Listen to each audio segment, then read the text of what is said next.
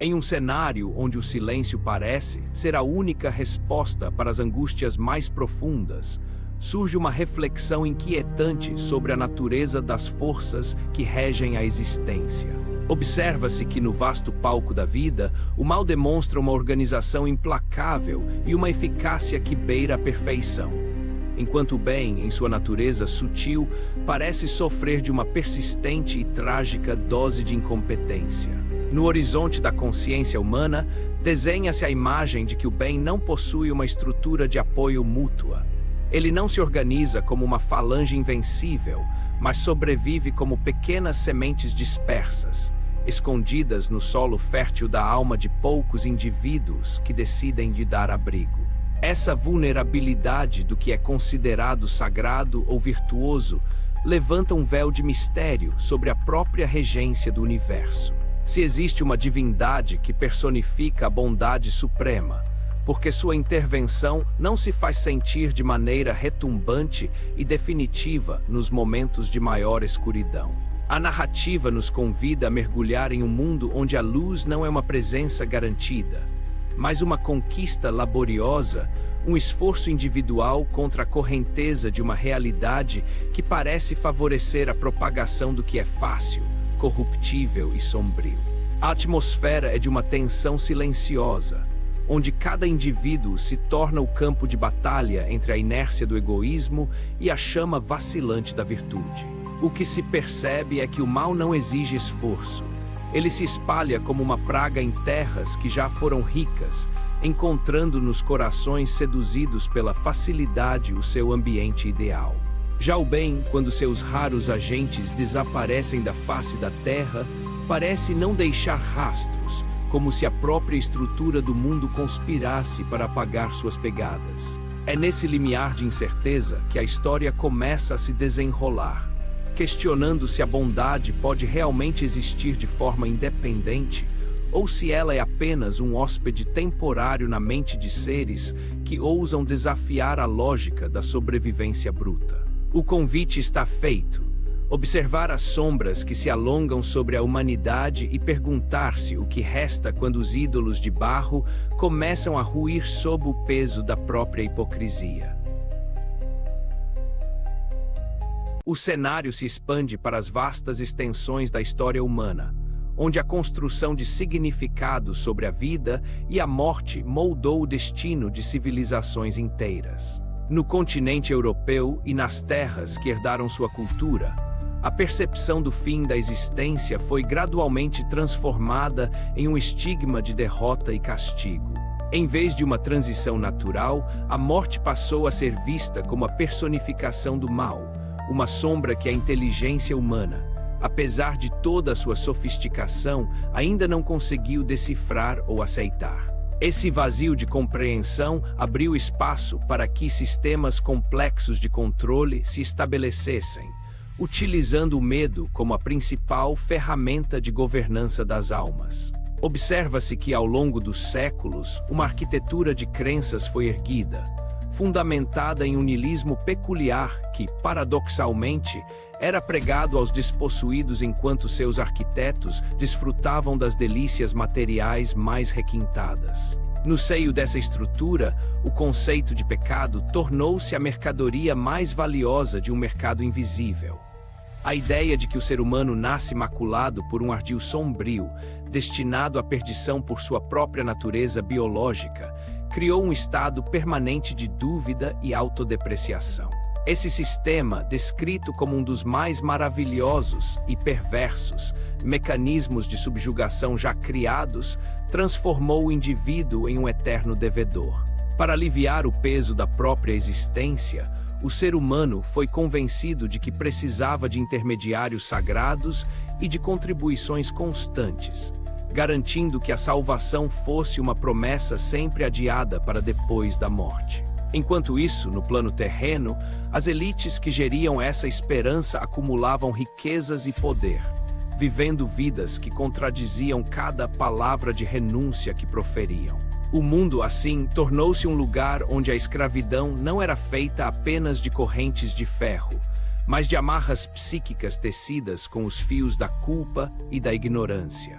A tensão cresce ao perceber que, sob essa superfície de devoção, pulsa uma busca por controle que sufoca o potencial recém-desperto da razão humana.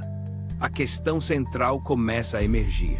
Como pode o ser humano encontrar sua verdadeira dignidade se ele é ensinado, desde o berço, a odiar a sua própria natureza e a temer o invisível? No centro desse turbilhão de ideias e sombras, emergem duas figuras cujos legados agem como faróis em meio à penumbra da ignorância planetária. De um lado, ao visionário da Galileia, um mestre cuja mensagem original foi, ao longo dos séculos, apropriada e deformada por estruturas de poder que buscavam manipular a sensibilidade humana. Do outro, surge o filósofo solitário do século XIX, um pensador na Prússia que, com a coragem de um espírito livre, ousou questionar os próprios alicerces da moral ocidental. A relação entre esses dois legados é complexa e profunda, marcada por um abismo entre o que foi vislumbrado por um e o que foi erigido sobre o sofrimento do outro. O filósofo solitário, atuando como um observador agudo da cena da vida, percebeu que a humanidade havia sido condicionada à mediocridade por uma moral que exaltava a fraqueza e a submissão. Ele via no cristianismo de sua época, um sistema que ele considerava morto e deformado, o principal agente dessa decadência. Para ele, o ser humano havia se tornado parte de um rebanho, obediente a pastores que não buscavam a elevação da alma, mas a manutenção do controle. Esse conflito entre a busca pela verdade individual e a pressão esmagadora das convenções sociais e religiosas define o tom da narrativa. O problema apresentado é o enjaulamento psíquico, a construção de prisões invisíveis dentro do cérebro, onde o eu é enclausurado em sinapses viciadas na mesmice. O ser humano, em sua busca por significado, acabou vinculando sua identidade a ídolos e dogmas que lhe diziam o que fazer e como agir, sem nunca lhe permitir perguntar o porquê.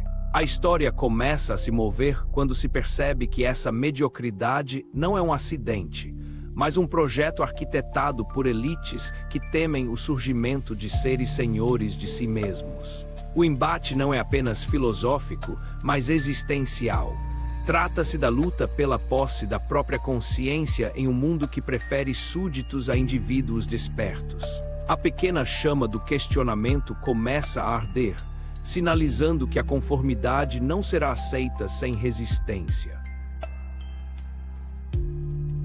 A tensão narrativa se intensifica à medida que se explora a profundidade do condicionamento humano. O mundo não é apenas um lugar de desafios físicos, mas um laboratório de engenharia social onde os ismos, as ideologias e os dogmas atuam como grades de um panteão psíquico. Observa-se que a humanidade, em sua maioria, sente uma necessidade quase desesperada de que alguém lhe dite o caminho, preferindo o conforto da jaula conhecida à incerteza da liberdade plena. Esse estado de coisas levou a um fenômeno de falência da vida em seu nível mais elevado. O progresso do psiquismo humano tornou-se um movimento horizontal, girando em círculos em torno das mesmas verdades pré-estabelecidas e dos mesmos padrões de obediência. O filósofo solitário, em sua trincheira de pensamento no século XIX, compreendeu que era necessário oferecer uma resistência suprema contra essa mediocridade disfarçada de crença sagrada. Ele se dedicou a um projeto de desconstrução, perguntando-se quais deveriam ser os valores supremos da vida humana se as amarras do passado fossem rompidas. Enquanto isso, em outros cantos da Europa, vozes ecoavam sentimentos semelhantes, defendendo que o livre pensamento deveria elevar a dignidade do homem, transformando de uma máquina de crer em um ser ativo e responsável por seu próprio destino. No entanto, essas vozes de libertação eram frequentemente distorcidas ou abafadas pela própria inércia das massas e pelo vício da fé cega. O risco emocional e conceitual aumenta quando se percebe que a resistência não é apenas contra sistemas externos, mas contra a tendência interna de buscar refúgio na ilusão. A narrativa mergulha na dor daquele que percebe a própria escravidão e se vê diante do abismo da realidade sem as muletas da religião ou da ideologia. A aposta é alta: a soberania do espírito ou a dissolução definitiva no rebanho. O momento é de uma fricção insuportável entre o desejo de despertar e o medo do que se pode encontrar na luz da verdade. Cada passo em direção à autonomia é um ato de rebeldia contra um sistema que lucra com a dependência e a pequenez espiritual. A exploração se aprofunda na textura emocional de quem decide trilhar o caminho da autonomia em um mundo que celebra a alienação. Percebe-se um padrão perturbador na rotina da humanidade. Uma fuga constante da realidade através do entretenimento e das explosões emocionais. O ser humano parece buscar, cotidianamente, modos de não enxergar o lado cruel da existência, mergulhando em diversões que atuam como combustíveis para uma dormência psíquica. Em meados do século XX e início do XXI, essa tendência se consolidou de forma alarmante. Enquanto o mundo se encantava com as sagas cinematográficas de heróis improváveis e mundos de magia, algo muito mais sombrio e real estava ocorrendo nos bastidores da percepção comum. A narrativa revela que a humanidade se diverte até a morte, entregando sua energia vital a distrações passageiras, enquanto os grandes desafios da organização do mundo permanecem sem resposta. Existe uma crença ingênua de que figuras divinas ou messiânicas cuidarão de tudo, desobrigando o indivíduo de sua contrapartida na construção da realidade. Esse distanciamento da responsabilidade é o solo onde floresce a submissão. Sob a superfície das mitologias, frequentemente tratadas como meras ficções artísticas, escondem-se registros ancestrais de interações profundas e, por vezes, terríveis com a realidade. As elites religiosas do passado, como progênies ingratas, tentaram destruir esses traços, taxando as tradições mitológicas de irreais para instaurar o império de um Deus único que exigia submissão total. Contudo, a realidade teima em se apresentar, trazendo consigo fenômenos que desafiam a lógica racional moderna. O observador desta história descreve a experiência dilacerante de ver o acúmulo de séculos de ignorância cair sobre seus ombros, sem saber como processar a magnitude do que estava presenciando. A vida, sob essa ótica, deixa de ser um passeio tranquilo para se tornar um laboratório de materiais perigosos, onde a própria alma é posta à prova. O tom muda para algo mais íntimo e melancólico, reconhecendo que a busca pela verdade exige um preço que poucos estão dispostos a pagar. A perda da inocência reconfortante e o encontro face a face com o desconhecido que habita tanto o cosmos quanto o interior de cada ser humano. Uma nova camada de complicação é introduzida quando a narrativa aborda a presença de forças que operam além do alcance da visão comum. O conflito deixa de ser puramente interno ou sociológico para assumir uma dimensão cósmica e perturbadora. Observa-se que o ser humano, em sua arrogância racional, desclassificou as antigas mitologias, mas a realidade dessas forças continua a emergir, desafiando a percepção moderna. O observador relata um período de desespero solitário, onde se sentiu alvo de tentativas de subjugação vindas de seres que não pertencem ao domínio humano. Essas forças, que as antigas gerações chamariam de deuses ou demônios, são retratadas como entidades que buscam a submissão e a escravidão psíquica através do cansaço e do ardil. A tensão atinge um ponto crítico ao perceber que, nos momentos de maior vulnerabilidade, as figuras tradicionais de socorro, o divino, o messiânico, a espiritualidade organizada, pareciam ter se retirado para esconderijos inacessíveis. O indivíduo encontra-se, então, em uma solidão absoluta, sendo testado por seres extraterrenos e extrafísicos que parecem financiadores de uma ordem baseada no domínio. Há um sentimento de vergonha pela nulidade das crenças em que a humanidade foi condicionada a acreditar, diante da estatura dessas forças que operam nos bastidores. A resistência torna-se uma questão de dignidade pessoal.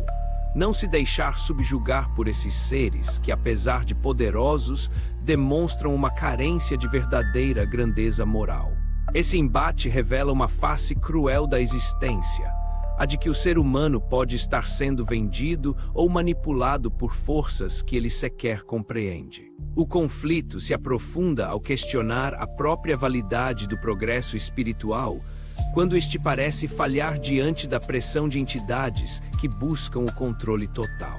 A tensão permanece não resolvida, impulsionando a narrativa para o coração de uma batalha onde o prêmio é a liberdade da consciência humana frente a predadores cósmicos. O cenário é de um campo de batalha invisível, onde o silêncio dos céus é preenchido pelo eco de uma luta desigual, mas desesperadamente necessária. A intensidade aumenta conforme a narrativa se aproxima de seu ponto de inflexão. O ritmo torna-se mais urgente, refletindo a pressão de uma realidade que não pode mais ser ignorada ou suavizada por distrações. O peso dos fatos, vindo de direções desconhecidas, ameaça esmagar a estrutura psíquica de quem ousa observar a verdade sem filtros.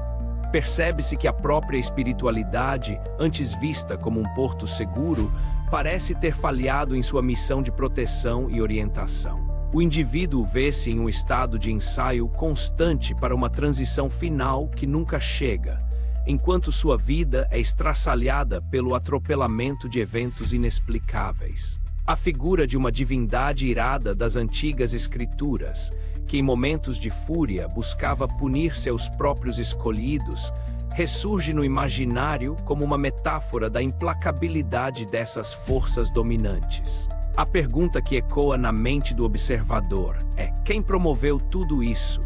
Onde estavam os agentes do bem enquanto seres desclassificados se apresentavam como os deuses principais das religiões esquecidas? A sensação de abandono é palpável, mas é justamente nessa desolação que uma nova forma de força começa a se cristalizar. É a força daquele que não tem mais nada a perder e que, portanto, não pode mais ser comprado pelo medo. As apostas atingem seu ápice, a dignidade humana contra a opressão de milênios. A inevitabilidade de um confronto direto com a natureza da existência torna-se clara.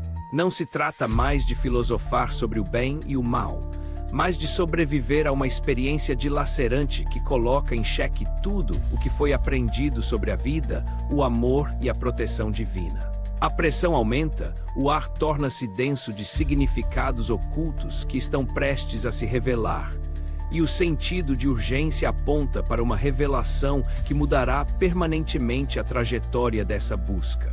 O ser humano está à beira de um abismo, e o único caminho é saltar para dentro da própria sombra para descobrir o que é do outro lado. O momento culminante da narrativa ocorre quando o véu da realidade é rasgado, revelando o cerne da luta humana pela emancipação. Em meio ao deserto da alma, o observador enfrenta a percepção de que a vida, tal como a entendemos, é um fenômeno que precisa ser profundamente trabalhado para ser vivido com o mínimo de dignidade.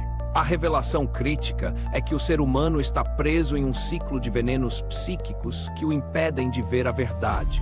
O primeiro desses venenos é a ignorância, a incapacidade absoluta de distinguir o verdadeiro do falso, exacerbada por uma teoria do conhecimento que falha em analisar a relação entre a razão e a realidade. Segue-se o egoísmo, a identificação cega com um eu limitado e emergente da condição biológica.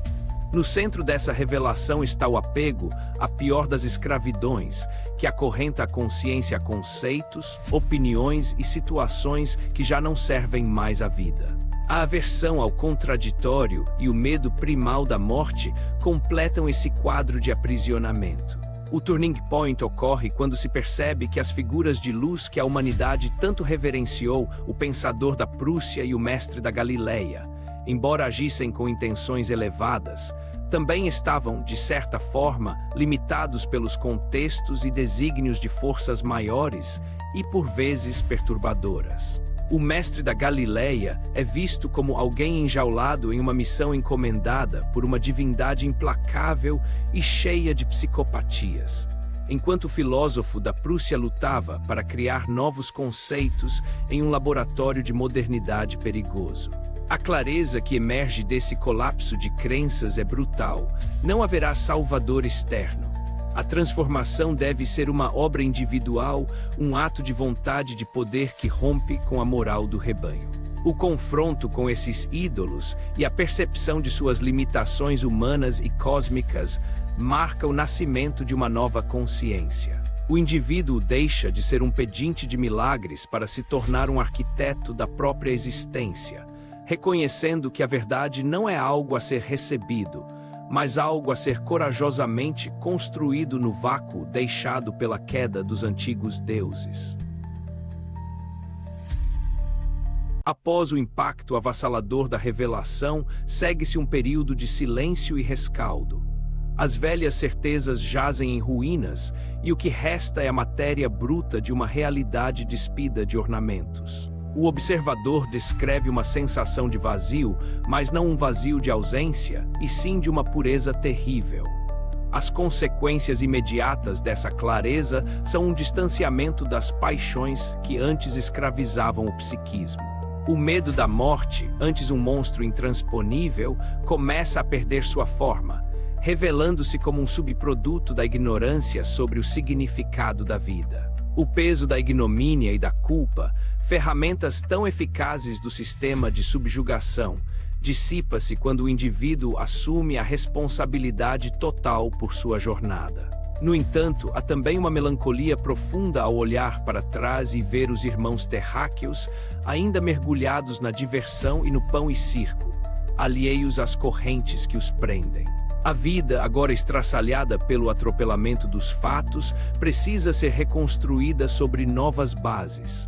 O ambiente é de uma calma pós-tempestade, onde cada respiração é um ato consciente de resistência. Percebe-se que a espiritualidade não é um refúgio, mas uma ferramenta de discernimento que deve ser usada para navegar em um mundo que continua habitado por predadores. A How Emotional Shift é a transição da esperança passiva para a determinação ativa.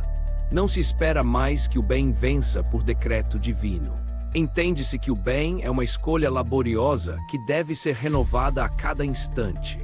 O espaço que se abre permite que o peso dos eventos se assente, transformando o trauma em sabedoria.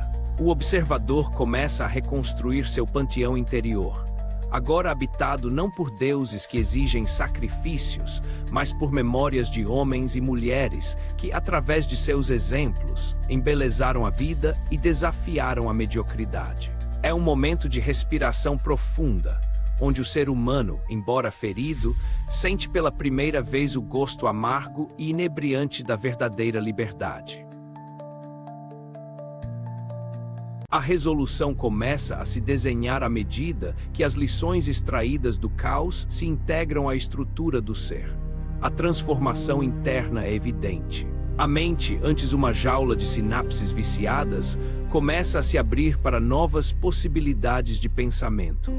A compreensão de que o mal se apoia com eficácia, enquanto o bem padece de uma certa incompetência, torna-se o ponto de partida para uma nova estratégia de vida. Se o bem só pode existir se for hospedado no coração humano, então o objetivo supremo torna-se a manutenção dessa hospedagem, custe o que custar. As consequências mais profundas desse processo são a dissolução do apego a conceitos absolutos e a verdades dogmáticas. O indivíduo aprende a utilizar a teoria do conhecimento não para justificar crenças, mas para analisar a realidade de forma fria e objetiva. A lição central que emerge do texto é que a busca filosófica não pode se render ao dogmatismo religioso ou acadêmico. Ela deve ser um ato vivo, um mergulho constante nas profundezas da existência para reciclar valores e opiniões.